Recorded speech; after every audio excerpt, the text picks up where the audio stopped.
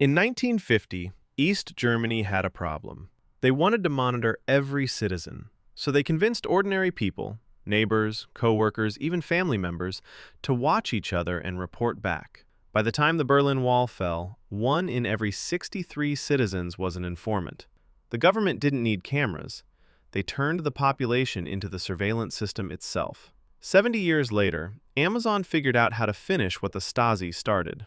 Except this time, you bought the camera yourself. During this year's Super Bowl, 120 million people watched an ad about a family looking for their lost dog. Amazon's Ring showed how their cameras use AI to scan an entire neighborhood and find it.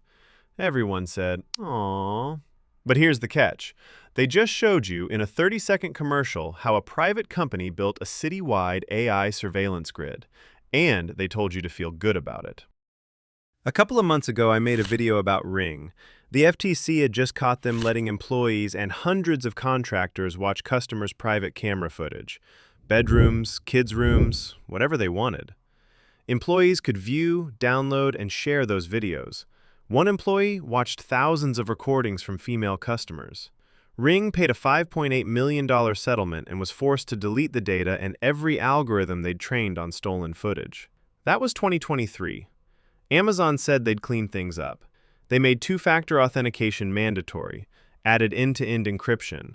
Ring's founder, Jamie Siminoff, left the company. And for a while, Ring went quiet.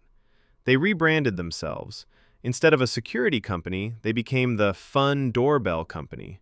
Viral porch moments, package deliveries, dogs greeting their owners. Then last year, Siminoff came back. And in October 2025, Ring launched 2 new features.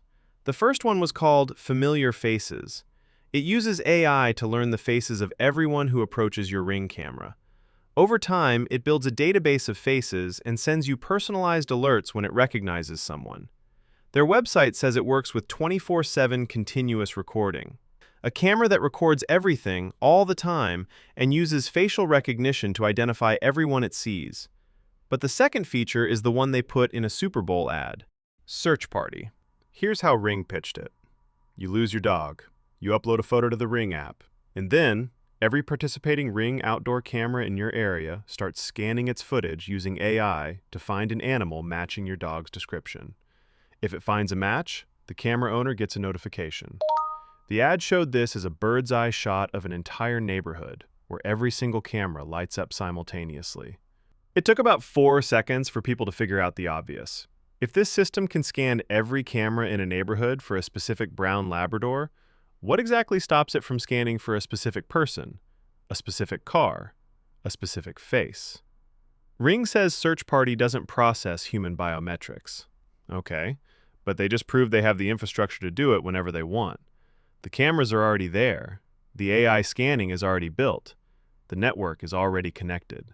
Senator Ed Markey put it simply, this definitely isn't about dogs. It's about mass surveillance. And it gets worse, because there's a detail that nobody saw in the Super Bowl ad. Search Party was turned on by default. If you own a Ring camera, your device was already opted in. Your camera was already part of the network. You were already participating in the scanning grid, whether you knew it or not. You'd have to go into your settings and manually turn it off. By the way, if you're watching this and you're not subscribed, don't worry. Unlike Ring, I actually need your permission first. Subscribe button's right there. Now here's where this story goes from creepy to genuinely dangerous. 1 week before the Super Bowl, back in October 2025, Ring quietly signed a partnership deal with a company called Flock Safety. If you haven't heard of Flock, pay attention, because they might be the most important surveillance company in America right now. Flock makes AI-powered cameras that photograph every car that passes and read the license plate.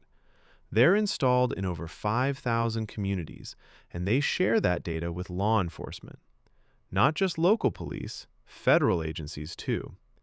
The EFF obtained search records from over 3,900 law enforcement agencies using Flock's system. What they found was staggering. Police used Flock to track people attending political protests. Deputies in Texas used it to search for a woman who'd had an abortion. One single query accessed over 83,000 cameras across almost the entire country. Officers in Wisconsin used it to stalk their own ex-partners. Over 100 searches on one person's plate, and Ring was about to plug directly into this system.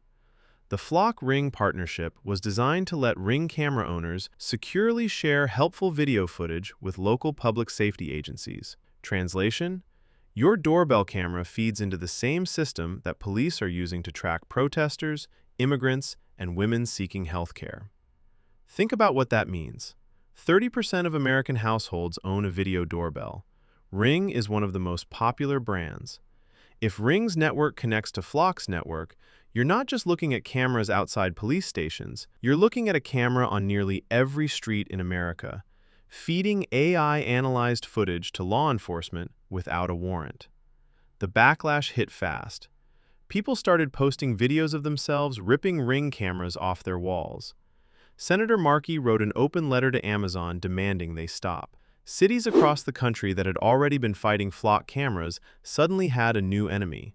And then, 3 days after the Super Bowl, Ring announced they were canceling the Flock partnership. They said it would require significantly more time and resources than anticipated. Not that it was wrong, not that it violated anyone's privacy, just that it was inconvenient. Ring's CEO told staff the feature was first for finding dogs, implying a plan to expand it further. 10 years ago, Edward Snowden leaked documents proving the NSA was running mass domestic surveillance. The country was outraged. Congress passed reforms, there were protests, and now the exact same capability, networked cameras, AI analysis, coordinated scanning across massive geographic areas, isn't hidden in classified programs. It's a free feature in an app. It's opted in by default, and it just had a Super Bowl commercial. Glenn Greenwald wrote that what Snowden exposed in secret is now promoted in prime time. He's right. The surveillance state didn't go away. It privatized. It put itself on your porch, and it asked you to say, "Aw." So here's what you can actually do. Open your Ring app, go to Control Center, turn off Search Party, turn off Familiar Faces, turn off Community Sharing. While you're at it, turn on end-to-end encryption. It's still not enabled by default. And if you have kids, think very carefully about whether you want a camera that records 24/7 inside your home, owned by a company that already got caught letting strangers watch the footage. The system Ring is building doesn't need your permission. It just needs your indifference. And that Super Bowl ad? That wasn't a commercial. That was a capability demonstration. They showed you exactly what they can do, and they're betting you'll forget about it by Monday. So don't.